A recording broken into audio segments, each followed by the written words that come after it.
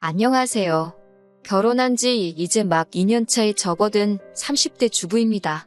직장을 다니는 평범한 회사원인 남편과는 회사 선배의 소개팅으로 만났어요.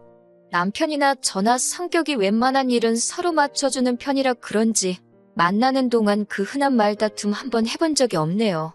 사귄 지 2년쯤 됐을 때 남편에게 프로포즈를 받았고 저 역시 이 사람이란 확신이 있었기에 부부의 연을 맺게 되었습니다. 처음으로 시댁에 인사를 드리러 갔던 날이었어요. 어머님은 물론이고 아주버님과 형님까지 모두 만나게 되었지요.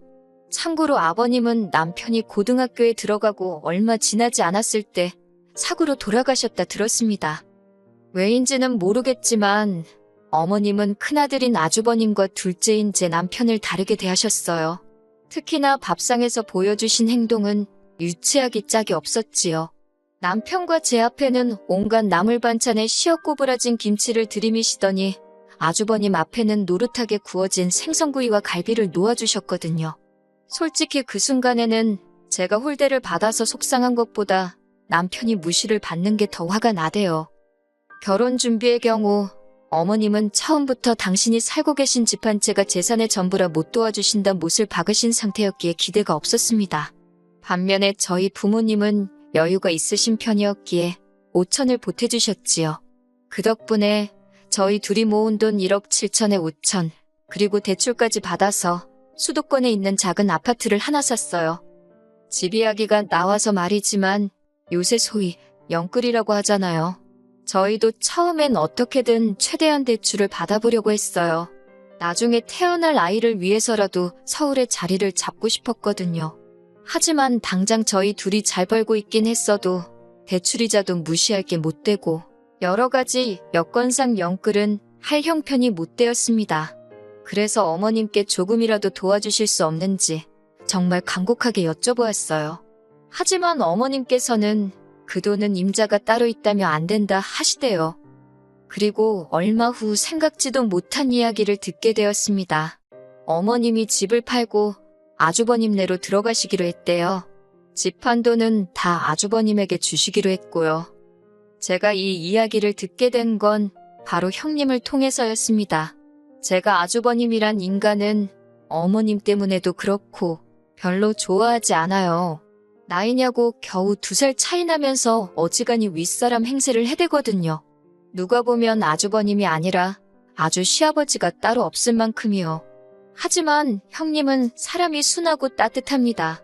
처음 시집오고 돌아온 제 생일에 남편을 제외하고 시댁 식구들 사이에서 유일하게 축하한다 연락을 해준 사람이기도 하고 그래서인지 형님하고는 가끔 커피 한 잔도 같이 마실 만큼 좋은 사이를 유지하고 있어요.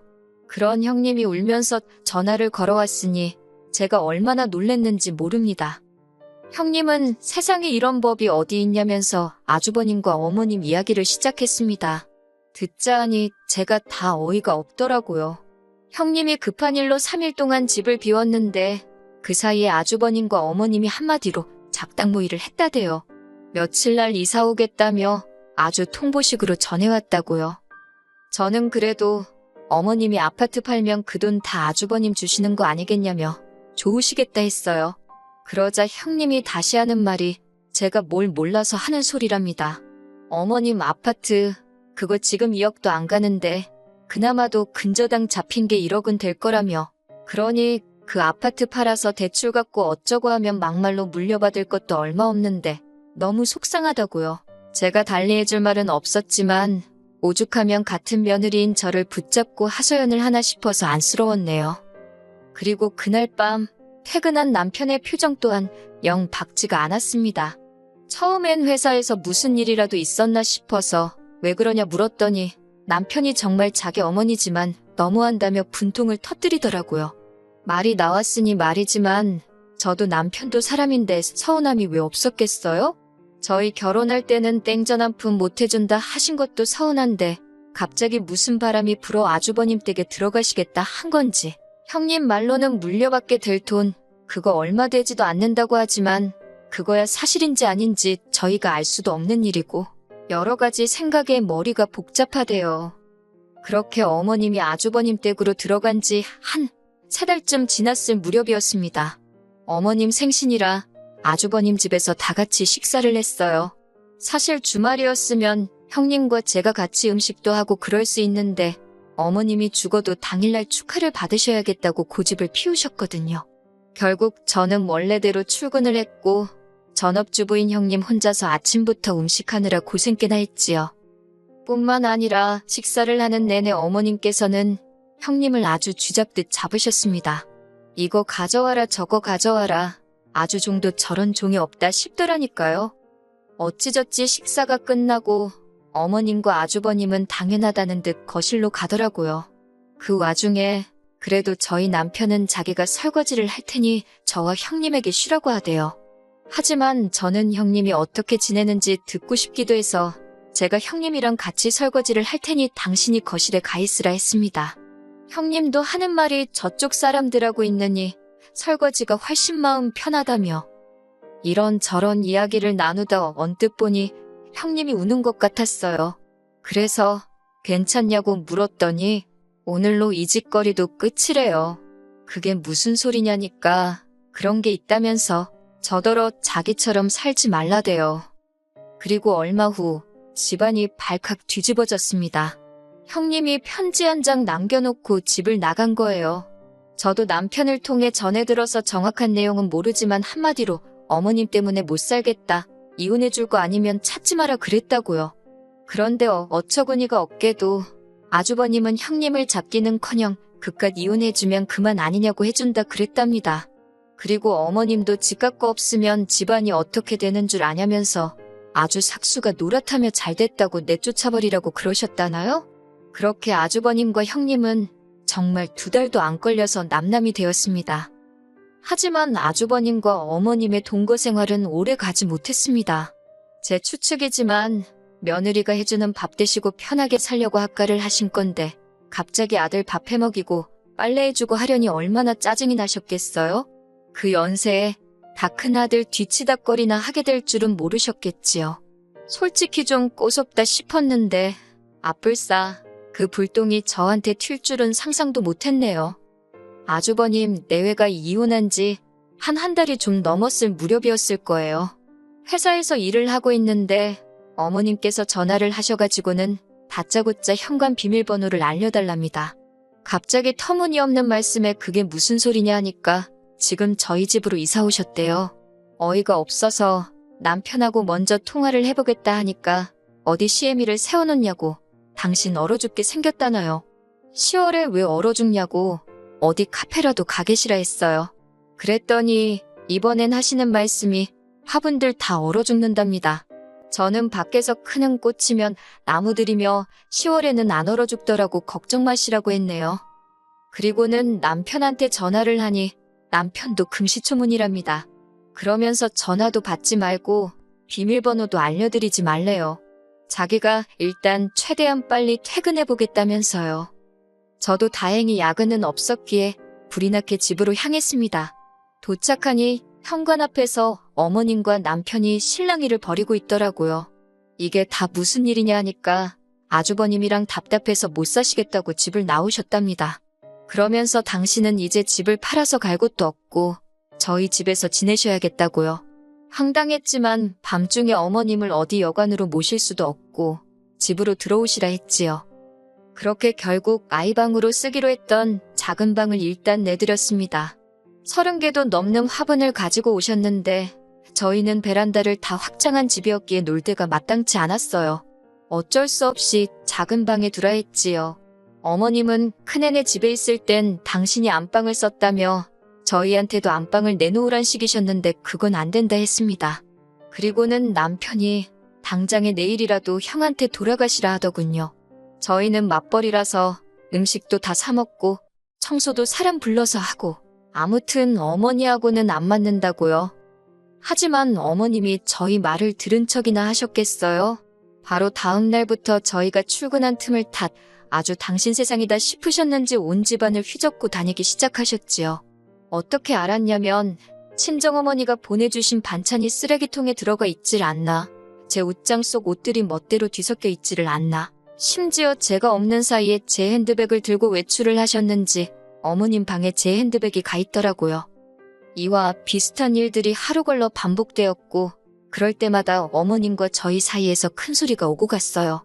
그렇다고 어머님을 강제로 내쫓을 수는 없었으니 어쩔 수 없이 어머님이 외출하신 사이에 안방 문고리를 밖에서도 잠글 수 있는 것으로 바꿔달았습니다. 열쇠는 남편과 제가 각각 하나씩 가지고 있기로 했지요. 참고로 문고리는 기존의 것과 거의 동일한 모델이어서 누가 문을 열려고 해보지 않는 이상 잠겨였는지 아닌지 알 수가 없었고요. 그런데 바로 이튿날 오후 어머님이 전화를 걸어오셨습니다. 격양된 목소리로 안방에 뭐를 숨겨놨길래 문을 잠궈놨냐입니다. 저는 어머님이 들어오시는 게 불편해서 잠궜다고 솔직하게 말씀드렸어요. 그랬더니 이번엔 저더러 무슨 찔리는 짓거리를 하고 다니냐대요. 말려들면 저만 손해니까 집에서 뵙자 하고 전화는 끊었는데 기분은 영 나쁘더라고요. 그리고 그날 밤 정말 처참한 광경을 목격하게 되었습니다. 집에 도착하니 저희 안방 문고리가 처참하게 나가떨어져 있더군요. 어머님 말씀이 당신 화분이 하나 없어졌는데 그게 예뻐서 제가 가져갔다 싶더래요. 그런데 방문이 잠겨 있어서 당신이 망치로 뜯었다는데 어이가 없다 못해 소름이 끼치더라고요. 그리고는 급기야 그러니까 왜 사람 갑갑하게 안방문을 잠그고 다니냐고 소리를 지르셨어요. 어머님의 그 태도가 어찌나 당당한지 모르는 사람이 봤으면 제가 진짜 무슨 큰 잘못이라도 한 줄 알았을 거예요. 그리고 곧이어 퇴근한 남편이 들어왔습니다. 제가 떨어져 나간 안방 문고리를 보여주면서 남편에게 하소연을 하니 어머님이 저더러 웃기는 X라면서 시애미가 안방에서 뭐라도 훔쳐갈까봐 잠궜냐는 식으로 저를 정말 천하의 나쁜 X로 몰아가시더라고요. 그러자 남편이 내가 잠그자고 한 거라며 우리끼리 잘 살고 있는데 갑자기 나타나서는 왜 이 분란을 만드냐고 어머님께 악을 쓰더라고요. 형네 이혼시킨 것도 부족해서 나까지 이혼시켜야 직성이 풀리겠냐고.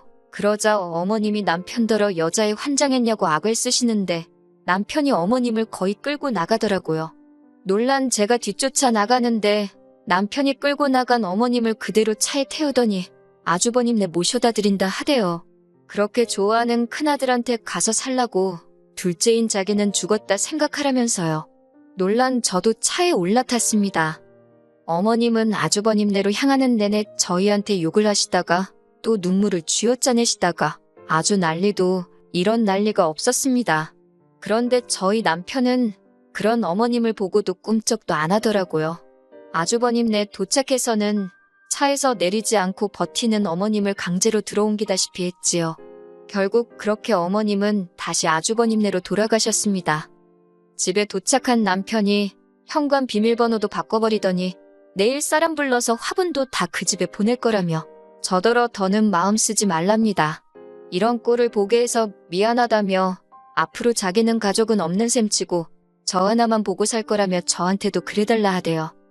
그리고 며칠 뒤 아주버님한테 연락이 왔습니다. 한다는 소리가 형님이 너무 그리워서 그런다며 그래도 형님하고 저는 사이가 좋지 않았냐고 혹시 지금 형님이 어디 있는지 아냐입니다. 알지도 못했고 안다고 해도 제가 미쳤다고 그걸 알려주겠어요? 저는 형님이 보고 싶은 게 아니라 일할 사람이 필요한 거 아니냐며 불쌍한 형님 그만 찾으시라고 어머님하고 두 분이 잘 지내시라 소리를 질렀습니다. 아주버님이 저더러 어머님 안부는 궁금하지 않냐길래 그렇게 아끼는 큰아들하고 같이 계신데 얼마나 좋으시겠냐며 잘 계실 거라 믿는다 했지요. 솔직히 이 이후로 남편 속이 말이 아닐 거예요. 하지만 남편에겐 미안하지만 제가 섣불리 나서서 효도한답시고 어머님을 모실 수는 없을 것 같네요. 저는 그저 남편과 단둘이 행복하게 살고 싶은 마음뿐입니다.